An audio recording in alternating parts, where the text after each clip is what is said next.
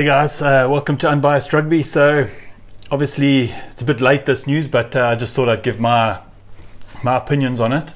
So the SunWolves have been dropped from Super Rugby. Look, the writing was on the wall for quite a while, and it was I think there was talk of it's either Jaguares or the SunWolves.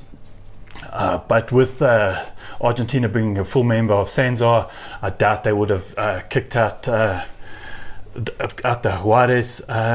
Look, I'm going to be completely honest. I'm not a big fan of the conference system.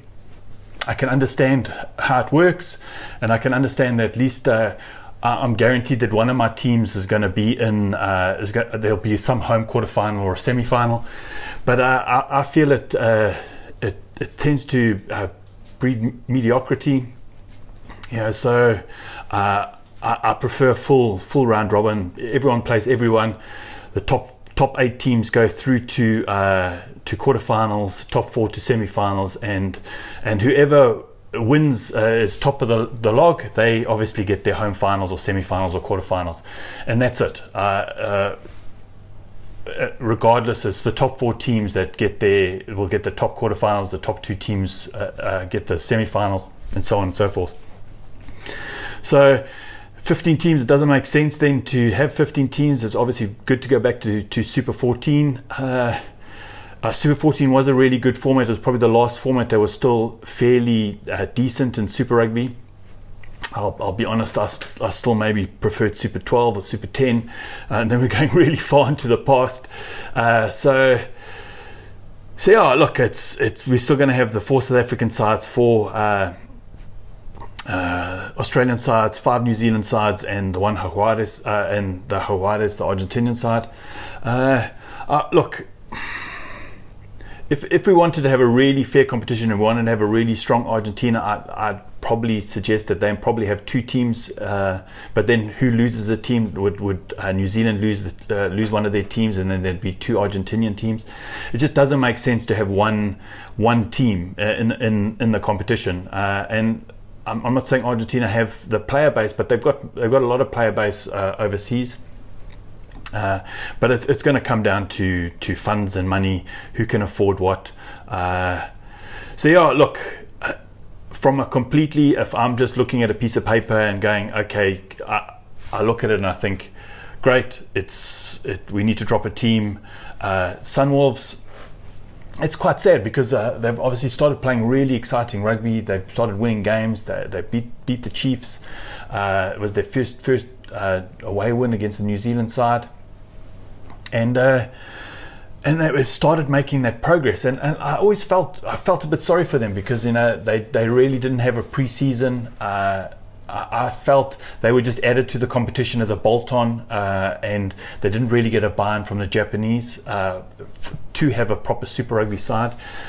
So there were a lot of things that were faulty with their inclusion in Super Rugby, and also going to 15 and going to 18. It was just unsustainable competition. It just got so big, so complicated. And rugby just on its own is a hard game to explain. You try to explain the rules of the breakdown, jeepers, and the people go, well, why can't they crawl when they tackled? And and these are the kind of things that really, rugby is a complicated game, and then you go have a competition that's even more complicated. So look, the other competition that has a conference system is the Pro 14, and they have the 2 conferences. I'm not sure how well that's doing because I don't really follow that competition. I watch like Leinster versus Munster, and I watch the really big games, but I don't really watch any of the South African sides playing in that competition. It just wasn't sold very well to South Africans, the Pro 14. And I honestly feel that there's no Springboks that play in it. There's no superstars that play, maybe 1 or 2, but it just seems like they're just making up the numbers, and that's unfair on them, and it's unfair on the competition, the Pro 14. But coming back to the SunWolves, the one thing that frustrates me the most about SANZAAR and about SARU and the New Zealand Rugby Board is it just seems like it's reactive planning. numbers are down, let's cut teams. So they cut 3 teams. The following year, no, we're going to cut more teams. And then South African side said, no, we're leaving to go to the Pro 14. So it's all this, it's just this infighting, and it's just making decisions that aren't, there's no long-term planning.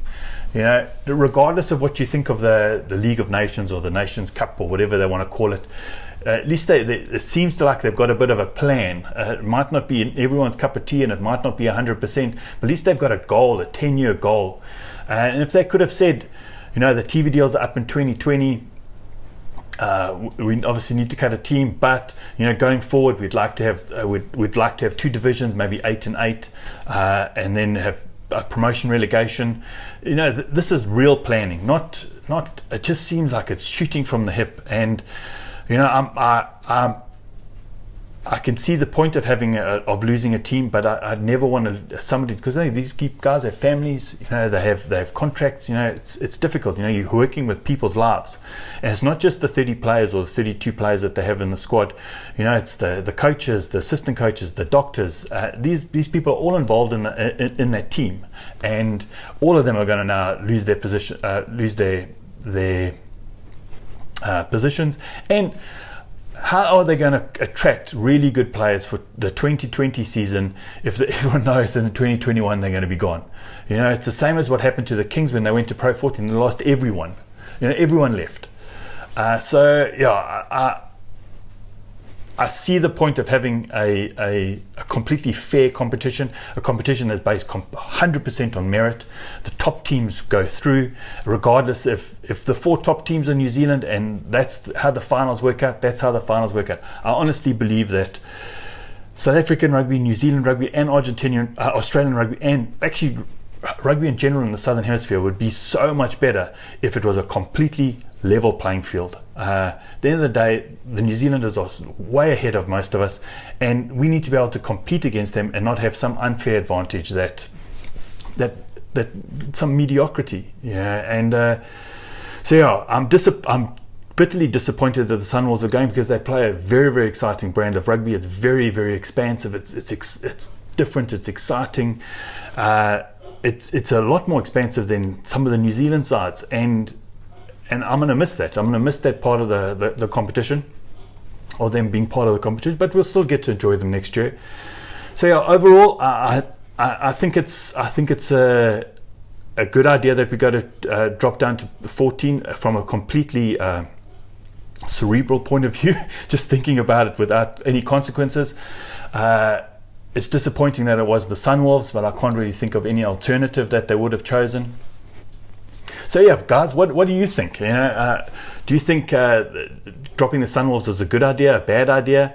I know quite a few people that follow the channel really like the SunWolves, and I actually watch their games. I actually watch all their games, and it's exciting. So put down your opinions down below of what you think where SANZAAR are going wrong, where they're going right. Is going to a Super 14 a really good idea, and getting rid of the conference system completely in 2021. But listen, guys, I've been a bit not all together here. I've been working quite hard, so it's been quite difficult to get the time to actually watch the games. But I really have tried. Gordon and I watched quite a few games this weekend, which we're going to do our video in the next day or two on our reviews. But listen, guys, I hope you guys have a great weekend, and you look after your family and they look after you, and it's just great. Listen, guys, chat soon. Bye.